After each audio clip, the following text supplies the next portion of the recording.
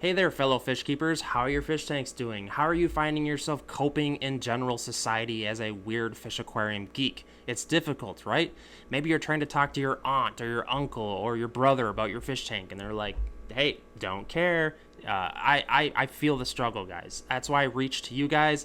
So hit up the comment section and let me know how your fish tanks are doing. Today is a bit of a rant slash viewer submission. I get this question sent to me probably once a week. It's a good question if we're being honest. I'm not bashing on any of the questions regarding this, and it's regarding Oscar fish. So the question usually goes as follows. Chris, I'm trying to breed Oscar fish.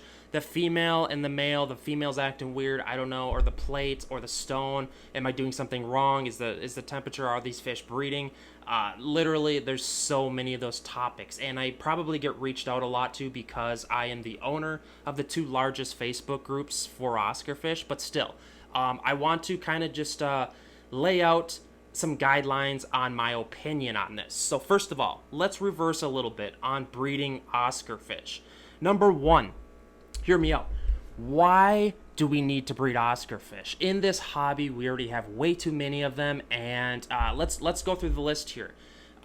They're already super cheap cost. Number two, this fish is indefinitely neglected in the hobby entirely. We commonly see in the Facebook group people keeping two 12-inch Oscars in a 55-gallon aquarium. Not to mention how hard Oscars are to get rid of, man. I've tried to get rid of multiple 12-inch Oscars, and it's tough here in Minnesota, man. I have some friends with some heated ponds that I usually have to, like, kiss up to them and have them take them in. But they don't even want them because they're giant bioloads, and they already have a bunch of them. So it's like, maybe where you live, it's easier to get rid of Oscar fish. But around here, man, it's tough. So that's just another reason not to breed these. Don't get me wrong, I'm not trying to bash on Oscar fish. What I'm trying to do is just get you to ask yourself or get you to ponder the fact of why you would be breeding these fish. So my rant today is do not breed Oscar fish. Why would we breed more of these fish? They're hard to get rid of, they're non-expensive, aka translated, they're cheap.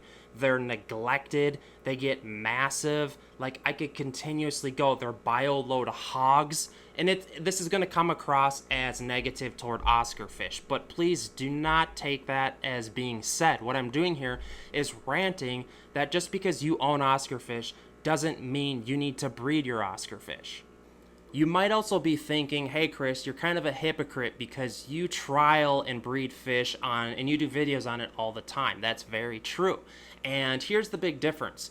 Well, actually, there isn't a difference. Now that I think of it, this is going to sound really hypocritical, and it is. What should be said, though, is that I try to do videos and educate, and I've openly said when I breed these fish that, hey, if these fish come out as fry, I'm going to be in trouble trying to get rid of them. Like, I try to forewarn people of this happening.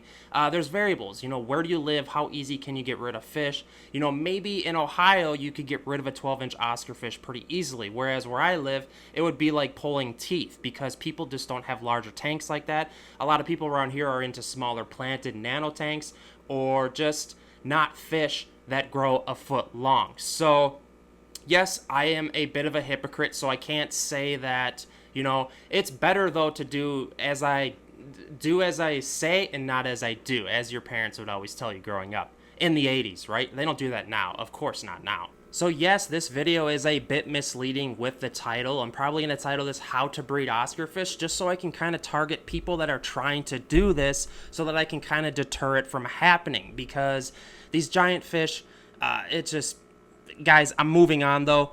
Updates. I'm excited. I just resealed this tank. It took me way longer than I thought it would. I'm still editing the video. It's about to be released soon. There's a lot happening. I'm about to do a giant tank rehoming. I'm going to a place where there's like 10 tanks.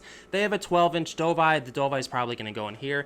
It's a lot to lead up, but if you follow the channel, guys, I promise I will keep you updated. And again, one more thing.